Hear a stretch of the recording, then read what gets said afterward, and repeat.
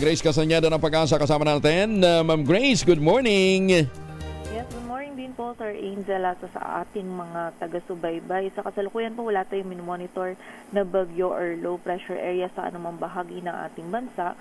Ngunit yung area po ng Mindanao or malaking bahagi po ng Mindanao ngayong araw makakaranas po ng mga pag-ulan, pagkilat at pagkulog. Dulot po ito ng IPCZ. Partikular na nga po yan sa Davao Region, Soc-Sargen, Surigao del Sur, maging sa Basilan, Sulu at Tawi-Tawi. And ito po mga pag-ulan nito ay mga katamtaman at kung minsan ay mga malalakas na pag-ulan na maaari pa rin po magdulot ng mga pagbaha at pagguho ng lupa. So pag-iingat po para sa ating mga kababayan dyan. And nakikita din po natin na magpapatuloy po yung mga pag-ulan nito sa mga susunod na araw, lalong-lalo na po yan dito sa may silangan at sa may katimugang bahagi ng Mindanao. Samantala, yung northeasterly wind flow naman ay nakaka-apekto pa rin po sa bahagi ng northern Luzon, kung saan magdadala din ito ng maulap na kalangitan sa Batanes at Babuyan Islands, and sa buong bahagi po ng northern Luzon, kasama na nga po dyan yung Ilocos Region, Cordillera Administrative Region at nalalabing bahagi pa ng Cagayan Valley, ay magdadala din po ito ng mga may hinang pagulan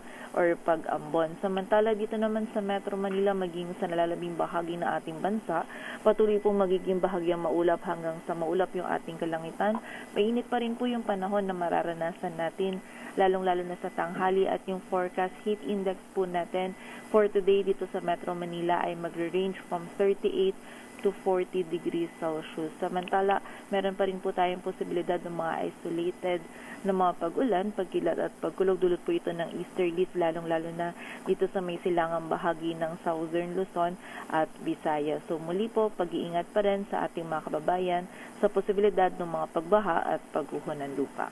At yan po muna ang latest dito sa Weather Forecasting Center ng Pag-asa. Grace Castañeda, magandang umaga po. Grace, so Dagupan at ano pa yung isa na minomonitor natin na kahapon may mataas na heat index?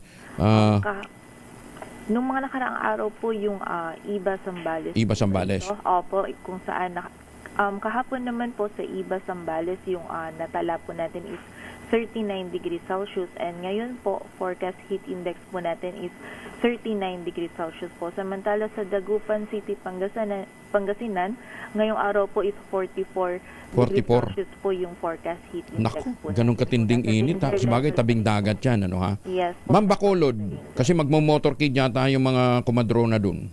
Sa area naman po, sir, nung sa Bacolod, banda po yan dyan sa may Iloilo po, nagre-range po from 37 to 42 Naku, yung init ating din. forecast heat index. Mainit din, ha? 40 to 42 po pala. Yes. Oo. Po. Davao?